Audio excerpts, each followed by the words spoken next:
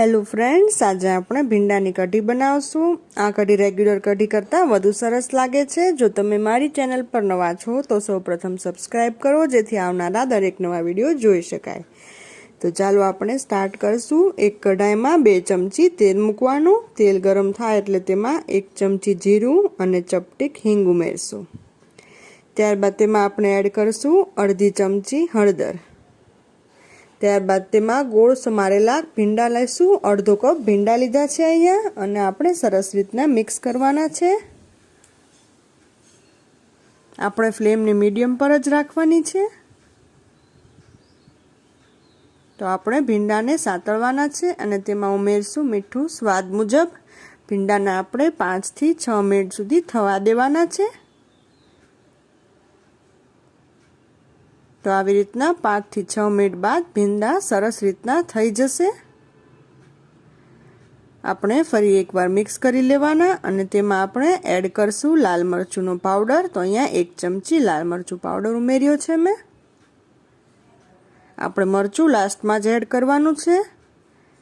આપણે મિક્સ કરી દેશું અને પછી ગેસ પરથી નીચે ઉતારી લેશું। હવે આપણે એક તપેલીમાં 4 કપ છાશ લેવાની છે।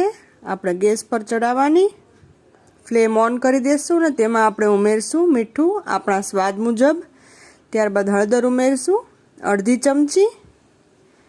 ત્યારબાદ તેમાં આપણે ઉમેરવાનો છે ચણાનો લોટ। તો અહીંયા તમે 1.5 થી 2 ચમચી જેટલો ચણાનો લોટ ઉમેરી શકો છો। હવે આપણે એક ઝેણીથી મિક્સ કરી લેશું। ચણાનો લોટ તમે ઓછો વધુ ઉમેરી શકો છો। જો કઢી જાડી ગમે તો વધારે લોટ લેવાનો અને પાતળી ગમે તો ઓછો લોટ લેવાનો।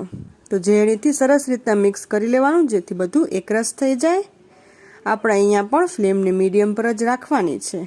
આપણી કઢી જેમ ઉકળશે એમ સ્વાદ વધુ સરસ આવશે અને સ્મેલ પણ સરસ આવશે। ત્યારબાદ તેમાં ઉમેરશું આદુની પેસ્ટ 1 ચમચી। પેસ્ટ ન હોય તો તાજું ખમણેલું આદુ પણ લઈ શકાય। ત્યારબાદ લીમડાના પાન અને ત્યારબાદ 2 નંગ લીલા મરચાં ઉમેરવાના। હવે આપણે તેને સરસ રીતના મિક્સ કરી લેશું। આ કઢી રેગ્યુલર કઢી કરતાં વધુ ટેસ્ટી લાગે છે। જેમ ઉકળશે એમ તેનો સ્વાદ વધુ ને વધુ સરસ થતો જશે। હવે તેમાં આપણે નાખશું સાંતળેલા ભીંડા। તો બધા જ ભીંડા આપણે એડ કરી દેશું અને ફરી એકવાર મિક્સ કરી લેશું। ભીંડા ઉમેરવાથી કલર વધારે સરસ થઈ જશે।